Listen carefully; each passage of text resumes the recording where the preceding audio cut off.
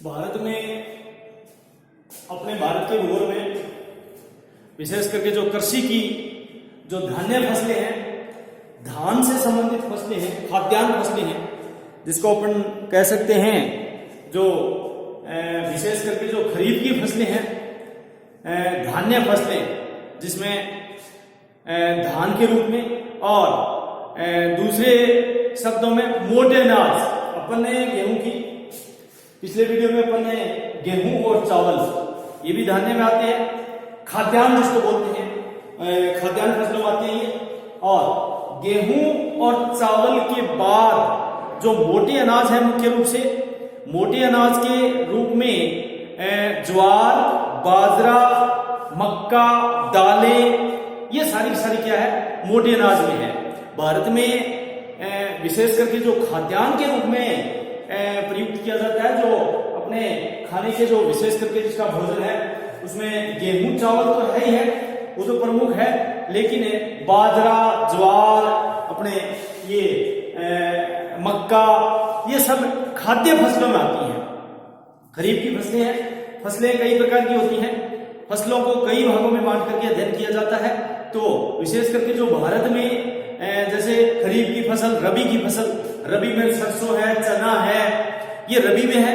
और अपने खरीफ की फसलों में बाजरा है, मूंग है, मोट है, ये आपके ज्वार है, ये सारे क्या है, मक्का है, ये सारी क्या है, खरीफ की फसलें।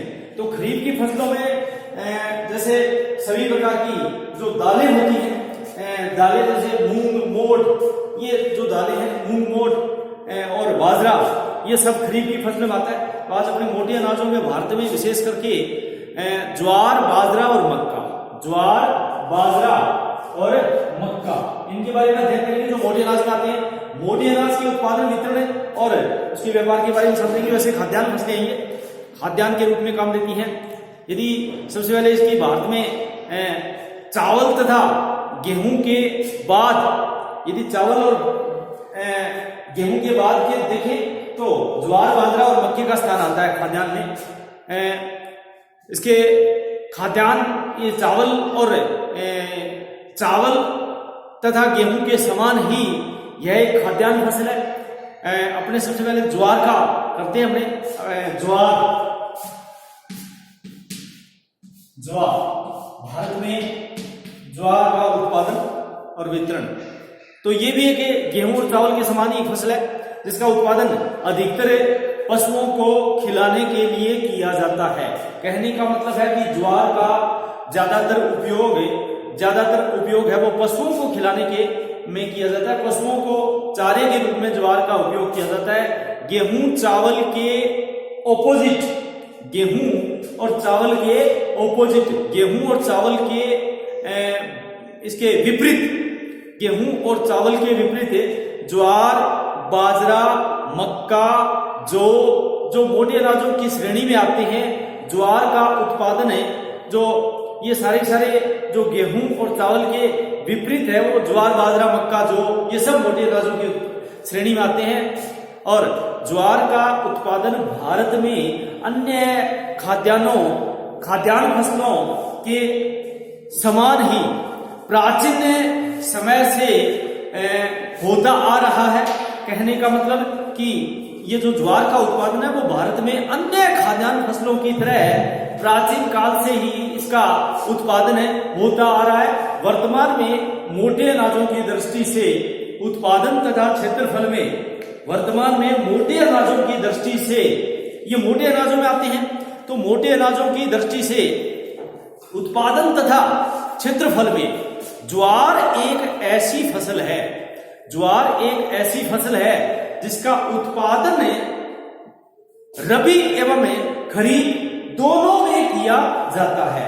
बड़ी विशेषता है, इनका उत्पादन रबी और खरीफ दोनों में किया जाता है। ज्वार एक ऐसी फसल है, ज्वार एक ऐसा अनाज है जो मोटे अनाजों की दृष्टि से ये उत्पादन और क्षेत्रफल में यह एक ऐसी फसल है जिसका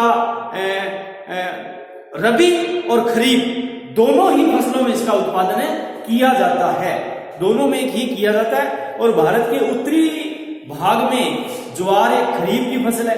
भारत के उत्तरी भारत, जो उत्तरी भारत है उसमें तो ये एक खरीफ की फसल है, जबकि दक्षिणी भाग में यह रबी की फसल है। ज्वार की सबसे बड़ी विशेषता, ज्वार जिसको अपने यूं समझिएगा कि एक चारे की फसल मानते हैं। फसल के लिए, पशुओं के लिए चारा, पशुओं के लिए चारे के खिलाने के काम आती है, तो ये पशुओं को चारा के रूप में खिलाने के काम आती है ज्वार। और ये उत्तरी भारत में तो खरीफ, मतलब उत्तरी भारत के जो उत्तरी भाग है, उत्तरी भारत में तो यह खरीफ की फसल है। और दक्षिणी भाग है, जो दक्षिण का पठार है, दक्षिणी भारत की जो राज्य है, तमिलनाडु है, केरल है, कर्नाटक है, आंध्र प्रदेश है, इन राज्यों में गोवा है, ये सब राज्य है जो दक्षिणी भारत है। और दक्षिणी भारत में विशेष करके ज्वार की फसल रबी की फसल मानी जाती है। रबी की फसल के टाइम में इनका उत्पादन किया जाता है। भारत ज्वार का सबसे बड़ा एक उत्पादक देश है। भारत ज्वार का सबसे बड़ा एक उत्पादक देश है। कहने का मतलब कि मोटे मोटे रूप से ज्वार पशुओं को खिलाने के रूप में काम आती है। ज्वार एक मोटे अनाज के रूप में है, खाद्यान्न है। ज्वार का जो उत्पादन है वो खरीफ और रबी दोनों की फसलों में किया जाता है। भारत के उत्तरी भाग में ज्वार एक खरीफ की भी फसल है, जबकि दक्षिणी भाग में यह एक रबी की फसल मानी जाती है। और भारत ज्वार का सबसे बड़ा उत्पादक देश है। ये तो थी अपने ज्वार के बारे में। अब आते हैं ज्वार की फसल के लिए आवश्यक भौगोलिक दशाएं कौन कौन सी होती हैं। ज्वार की फसल के उत्पादन की आवश्यक भौगोलिक परिस्थितियों में सबसे पहले तापमान लेते हैं। ज्वार की फसल के लिए सबसे पहले तापमान यानी कि भौगोलिक परिस्थितियों में तापमान। कहने का मतलब ज्वार की फसल के लिए आवश्यक भौगोलिक, कोई भी फसल हो, सभी फसलों के लिए आवश्यक भौगोलिक परिस्थितियां होती हैं। तो ज्वार की फसल के लिए एक जो सबसे एक आदर्श जो स्थिति है वो ज्वार को बोते समय तापमान 21 डिग्री और या उससे अधिक की आवश्यकता होती है। और जबकि जो ज्वार की फसल पक जाती है तो 25 डिग्री। कहने का मतलब तापमान है 21 डिग्री से 25 डिग्री सेल्सियस। कहने का मतलब तापमान है 21 डिग्री से 25 डिग्री सेल्सियस होना चाहिए। ये ज्वार क्या है कि एक ऐसी फसल है जिसका उत्पादन उष्णकटिबंधीय क्षेत्र में अधिकतम किया जाता है। कहने का मतलब है कि ज्वार एक ऐसी फसल है जिसका उत्पादन उष्णकटिबंधीय क्षेत्र में अधिकतम किया जाता है। ज्वार को बोते समय 21 डिग्री सेल्सियस और पकते समय और काटते समय जो है वो 25 डिग्री सेल्सियस तापमान की आवश्यकता होती है। 21 से कम नहीं होना चाहिए। कहने का मतलब अधिक तापमान की आवश्यकता होती है। तो ज्वार की फसल के लिए 21 डिग्री सेंटीग्रेड से अधिक तापमान की आवश्यकता होती है। अधिक तापमान इससे रहना चाहिए। बढ़ते एवं पकते समय उत्पादन में सामान्यतः जो है वो तापमान में एक वृद्धि अति आवश्यक है। कहने का मतलब ज्वार की फसल को पकते समय, ज्वार की फसल को बढ़ते समय और के लिए एक बढ़ते हुए तापमान की आवश्यकता होती है। तो इसलिए 21 डिग्री से अधिक तापमान होना चाहिए, प्लस में होना चाहिए। 21 के बाद में जो फसल में वृद्धि होती है तो पकते समय 25 डिग्री तक तापमान, 25 डिग्री से अधिक तापमान की आवश्यकता होती है। और इससे अधिक तापमान की आवश्यकता रहती है। कहने का मतलब 25 डिग्री से अधिक। फिर दूसरा आता है वर्षा। ज्वार की फसल के लिए, कोई भी फसल हो उसके लिए आवश्यक भौगोलिक परिस्थितियां होती हैं। तो वर्षा, कहने का मतलब है कि ज्वार एक शुष्क जलवायु का पौधा है। शुष्क जलवायु का पौधा है तो यह 30 से मतलब 100 सेंटीमीटर, 30 से 100 सेंटीमीटर यानी 30 से 100 सेंटीमीटर वार्षिक वर्षा वाले क्षेत्र में ज्वार का उत्पादन होता है। 30 से कम नहीं होना चाहिए। उष्णकटिबंधीय पौधा है। ज्वार एक शुष्क जलवायु का पौधा है जिसका उत्पादन कम या सामान्य वर्षा में, कम का मतलब हुआ कि 30 सेंटीमीटर जो वार्षिक वर्षा होती है वो कम में आ गई, तो ये कम वर्षा में भी पौधा बन जाता है और उत्पादन हो जाता है। तो 30 से 100 सेंटीमीटर है वो कम वर्षा वाले क्षेत्र होते हैं। तो ऐसे क्षेत्र में ज्वार का उत्पादन किया जाता है भारत में विशेष करके। और भारत में इसका उत्पादन के लिए जो जहां 30 से 100 सेंटीमीटर वाले जो विशेष करके पश्चिमी राजस्थान है, उत्तर पूर्व पश्चिमी जो एरिया है, उत्तर पश्चिमी वाले एरिया में ज्वार का उत्पादन किया जाता है। कहने का मतलब है कि इसमें जो विशेष करके कम वर्षा वाले, इससे कम वर्षा होती है तो सिंचाई की भी आवश्यकता पड़ती है। इससे कम वर्षा होती है तो सिंचाई की भी आवश्यकता पड़ती है। इसके बाद में आता है मिट्टी यानी मृदा। ज्वार की फसल के उत्पादन के लिए अधिक उपजाऊ मिट्टी की आवश्यकता वैसे नहीं होती है, क्योंकि अधिकतर उत्पादन हल्की दोमट और चिकनी एवं काली मिट्टी में इसका उत्पादन हो जाता है। तो कहने का मतलब है कि ज्वार की फसल जहां होती है वहां पर कोई ज्यादा, जैसे कपास जैसी कोई ज्यादा उपजाऊपन वाली मिट्टी की जरूरत नहीं है। तो इसका मतलब है कि हल्की दोमट, कैसा हल्की दोमट मृदा इसके लिए आवश्यक होती है। तो मृदा और ज्यादा उपजाऊ वाली की जरूरत से तो शुष्क क्षेत्रों में ये होता है। अब अन्य कारकों में जैसे स्वस्थ एवं कुशल श्रमिक होने चाहिए, रासायनिक खाद है वो होनी चाहिए, उन्नत बीज है वो होना चाहिए, और श्रमिक जैसे स्वस्थ एवं कुशल अधिक श्रमिकों की आवश्यकता पड़ती है फसल को काटने, निराई गुड़ाई करते समय, बोते समय, काटते समय। तो ज्वार का जो क्षेत्र है वो विशेष करके भारत में जो ज्वार है वो विशेष करके जो मध्य पूर्व का पश्चिमी का क्षेत्र है, गुजरात वाला इलाका है जो भारत में विशेष करके जो भारत का एरिया है, तो ये वाला जो पोर्शन है ये पूर्ण रूप से ज्वार का क्षेत्र माना जाता है। ये इधर वाला जो यहाँ पर ज्वार उत्पन्न की जाती है। कहने का मतलब है कि भारत में जो मध्य प्रदेश है, अपने गुजरात है, राजस्थान है और ये हरियाणा, पंजाब, यहाँ पर भी ज्वार उत्पादन होता है। जैसे रासायनिक खाद, उन्नत बीज, श्रमिक, ये तो अपने भौगोलिक परिस्थितियों में होने ही चाहिए और इनका प्रभाव भी ज्वार के उत्पादन पर थोड़ा सा कम पड़ता है। और विभिन्न जो भौगोलिक कारकों का जो प्रभाव है वो ज्वार के उत्पादन के साथ साथ इसके प्रति हेक्टेयर उत्पादन है उस पर थोड़ा सा ज्यादा पड़ता है। कहने का मतलब है कि जो उत्पादन है, जो भारत में अधिकतर उत्पादन है वो ज्वार का खरीफ की ज्वार की जो फसल है वो प्रति हेक्टेयर उत्पादन में भारत है वो ज्यादा होता है और रबी में कम होता है। वर्तमान में भारत का जो कुल लगभग 957 किलोग्राम है इसका प्रति वर्ष इसका उत्पादन होता है और रबी की फसल का केवल 650 किलोग्राम है। कहने का मतलब है कि खरीफ की जो ज्वार का जो प्रति हेक्टेयर उत्पादन है वो भारत में अधिक है। खरीफ की यानी कि उत्तरी भारत में जो ज्वार का उत्पादन है वो ज्यादा है और वो कितना, वो है 957 किलोग्राम।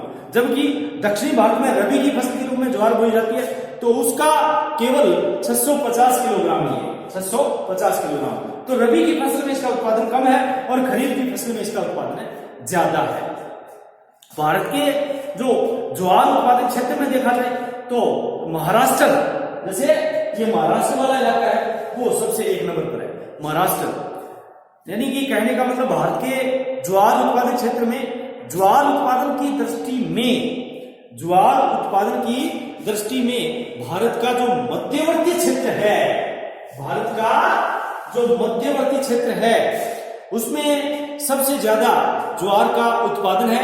मध्यवर्ती क्षेत्र मुख्य है और यहाँ कुल उत्पादन का 3/4 भाग यानी ज्वार के कुल जो उत्पादन है उसका मध्यवर्ती का 3/4 भाग मध्यवर्ती का भाग में उत्पादन होता है। और वर्तमान में भारत की कुल कृषि भूमि यानी टोटल कृषि भूमि के लगभग 8% या 7.4% भाग पर ज्वार की कृषि की जाती है, ज्वार की फसल का उत्पादन होता है। और कुल खाद्यान्न भूमि के टोटल जो खाद्यान्न भूमि है उसका 2.5% है, उसका 2.5% है। खाद्यान्न भूमि का 2.5% है और कुल कृषि भूमि का 7.4% के साथ में ज्वार की खेती की जाती है और एक प्रकार का उत्पादन किया जाता है भारत में। तो अब लेते हैं अपने क्षेत्र के अनुसार, राज्य के अनुसार। जैसे महाराष्ट्र है, सबसे पहले महाराष्ट्र राज्य, गुजरात, महाराष्ट्र, ये जो एरिया है मध्यवर्ती क्षेत्र वाला जो भारत का, जैसे महाराष्ट्र है, कर्नाटक है, मध्य प्रदेश है, आंध्र प्रदेश है, तमिलनाडु है, इन राज्यों में ज्वार उत्पादन होती है भारत में। तो महाराष्ट्र ज्वार उत्पादन की दृष्टि से इस राज्य का भारत में प्रथम स्थान है, यानी कि महाराष्ट्र का प्रथम स्थान है। जो देश में ज्वार उत्पादन में लगी कुल भूमि का, देश में ज्वार उत्पादन में लगी कुल भूमि का लगभग 36% यानी कि 36% भाग रख करके और लगभग 50% ज्वार का उत्पादित करता है ये अकेला राज्य महाराष्ट्र। यानी कि ये 36% अपनी भाग भूमि का रखता है और 50% इसका 50% ये उत्पादन करता है। कहने का मतलब यहाँ पर जो जो कुल मिलाकर के जो महाराष्ट्र है वो ज्वार उत्पादन क्षेत्र में प्रथम स्थान है। और ज्वार उत्पादन जो का अधिकतर भाग रबी के समय में उत्पादित किया जाता है, रबी के समय में उत्पादित किया जाता है। यहाँ रबी एवं खरीफ दोनों ही समय में ज्वार का उत्पादन होता है। रबी और खरीफ दोनों में समय में ज्वार की फसल बोई जाती है, लेकिन रबी की फसल में ज्यादा उत्पादन किया जाता है। कहने का मतलब है कि महाराष्ट्र में सोलापुर, सतारा, सांगली, अहमदनगर ये ज्वार उत्पादक जिले हैं। सोलापुर, सांगली, सतारा, अहमदनगर, जैसे पुणे, औरंगाबाद, अपने भावनगर, ये सारे क्या है जिसको अपने ज्वार उत्पादक क्षेत्र कह सकते हैं। कहने का मतलब है कि मुख्य रूप से जो सोलापुर है, सतारा है, शामली है, पुणे है, ये सभी औरंगाबाद है, ये महाराष्ट्र के प्रमुख ज्वार उत्पादक जिले हैं। इसके बाद में आता है कर्नाटक का, सेकंड नंबर पर कर्नाटक। भारत में ज्वार उत्पादन की दृष्टि से इस राज्य का जो स्थान है वो दूसरा है, कर्नाटक। और जो देश के कुल ज्वार उत्पादन का 19% अकेला कर्नाटक है उत्पादित करता है। बीजापुर है, रायपुर है, गुलबर्ग है, अपने ये जो बेलारी है, होसपेट है, धारवाड़ है, ये चित्रदुर्ग है, कर्नाटक में चित्रदुर्ग है, ये अपने बीदर है, मुख्य ज्वार उत्पादक जिले हैं कर्नाटक में। इसके बाद में मध्य प्रदेश। इस राज्य के जो मध्यवर्ती भाग है, मध्य प्रदेश का जो मध्यवर्ती भाग है उसमें ज्वार का उत्पादन किया जाता है मध्य प्रदेश में। तो यहाँ पर ज्वार की जो अनुकूल दशाएं विशेष करके पाई जाती है, जैसे मध्य प्रदेश में मंदसौर है, उज्जैन है, अपने सीहोर है, होशंगाबाद है, सागर है, छिंदवाड़ा है, जैसे देवास है, ज्वार उत्पादक जिलों में देवास है, गुना है, नीमच है, शिवपुरी है, ये प्रमुख ज्वार उत्पादक जिले हैं। और यह राज्य भारत में ज्वार उत्पादन में अपना तीसरा स्थान रखता है। कहने का मतलब महाराष्ट्र 1, कर्नाटक 2 और तीसरा मध्य प्रदेश। फिर आता है आंध्र प्रदेश का। आंध्र प्रदेश को बोलते हैं के सारे ये वाला, ये आंध्र प्रदेश।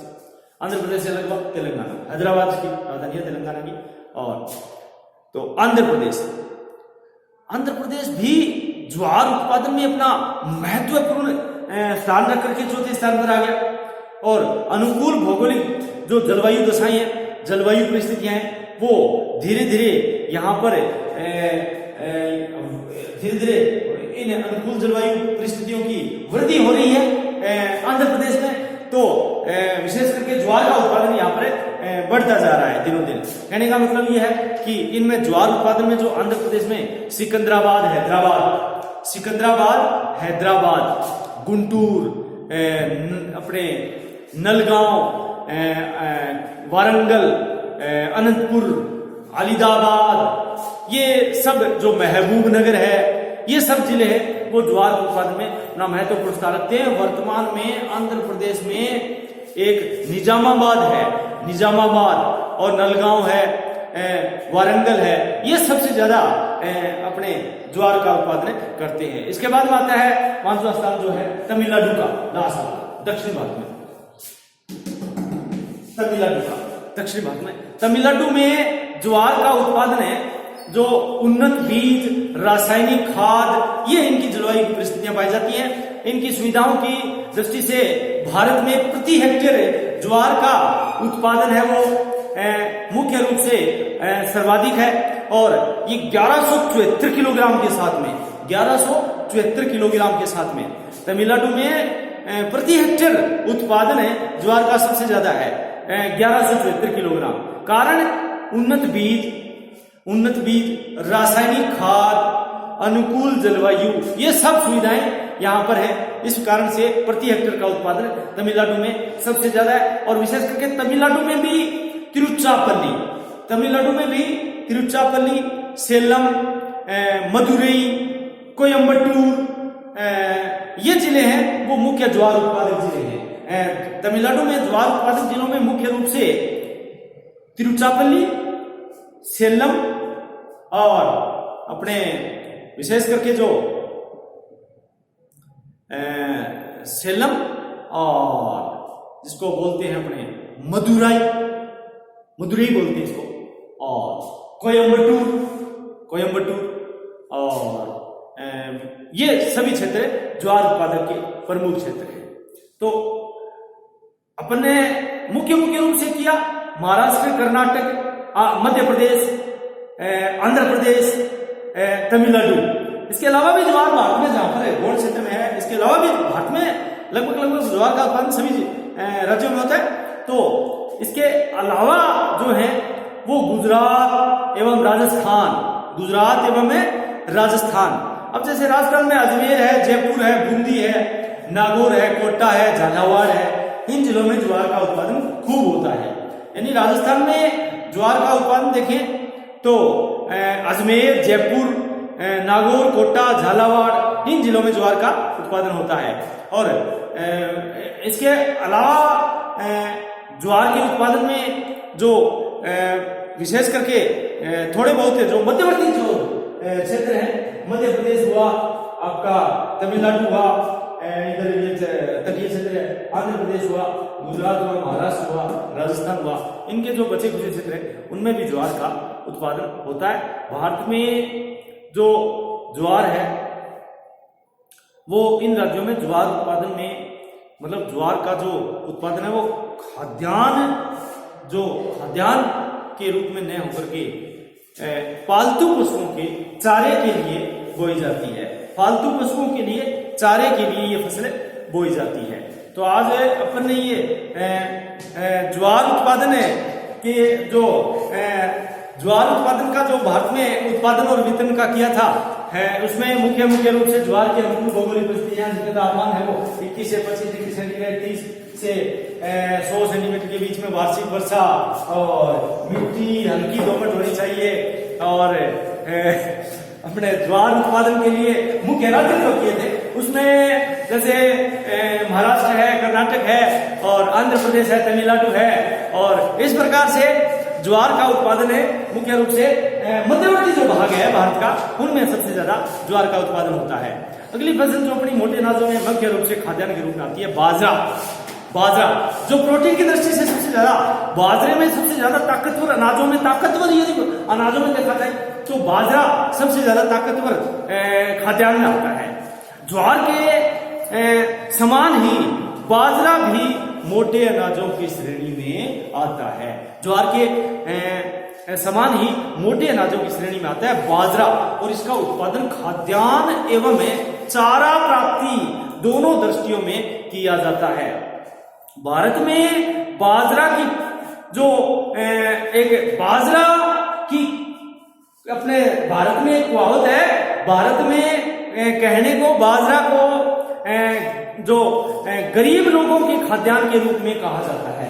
कहने का मतलब है कि ये एक गरीब लोगों का खाद्यान्न माना जाता है बाजरे को। बाजरा भारत में गरीब लोगों का एक खाद्यान्न है, और बाजरा उत्पादन के लिए आवश्यक भौगोलिक परिस्थितियां जैसे तापमान है, तो भारत में बाजरा का उत्पादन ग्रीष्म काल में किया जाता है। मुख्य रूप से बाजरे का उत्पादन है वो गर्मियों में किया जाता है।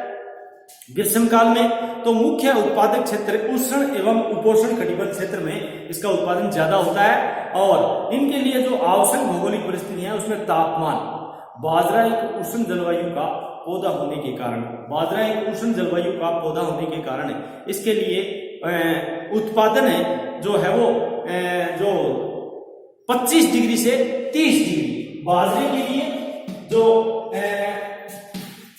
बाजरे के लिए तापमान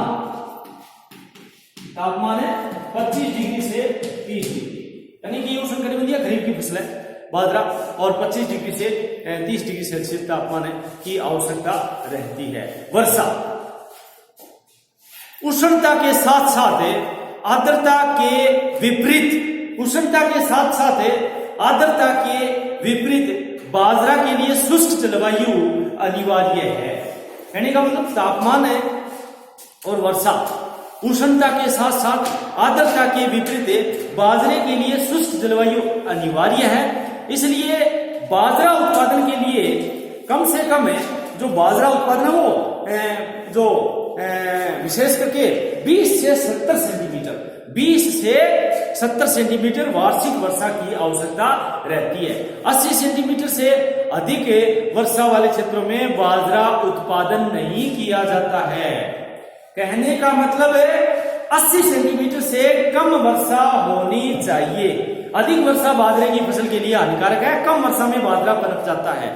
मिट्टी कम उपजाऊ बलुई मिट्टी में बाजरे का सर्वाधिक उत्पादन किया जाता है, और वर्तमान समय में भारत में इसका उत्पादन बलुई के अतिरिक्त विविध मिट्टियों में भी इसका उत्पादन किया जाने लगा है। बाजरा उत्पादन के क्षेत्र देखिए तो स्वतंत्रता प्राप्ति के बाद में वर्तमान समय तक, स्वतंत्रता प्राप्ति के बाद से वर्तमान समय तक बाजरे का उत्पादन क्षेत्र में उतार चढ़ाव है, लेकिन बाजरा उत्पादन है वो मुख्य रूप से जिसका जो मध्यवर्ती क्षेत्र है भारत का, विशेष करके भारत में जो बाजरा उत्पादन में विश्व में प्रथम स्थान रखता है, बाजरा उत्पादन में विश्व में प्रथम स्थान रखता है, और भारत में कुल खाद्यान्न भूमि में भूमि के 11% भाग पर इसका क्षेत्र है, और उत्पादन का 8% खाद्यान्न इसकी फसल द्वारा प्राप्त होता है। और राजस्थान, विशेष करके राजस्थान भारत में प्रथम स्थान है। भारत में राजस्थान राज्य का बाजरा उत्पादन में अपना प्रथम स्थान है। राजस्थान बाजरा उत्पादन में पहला स्थान है। कहने का मतलब भारत में प्रथम स्थान रखता है, और भारत के कुल बाजरा उत्पादन का आधा क्षेत्र इसी राज्य में स्थित है। अगला भाग अपने अगले वीडियो में करेंगे। धन्यवाद।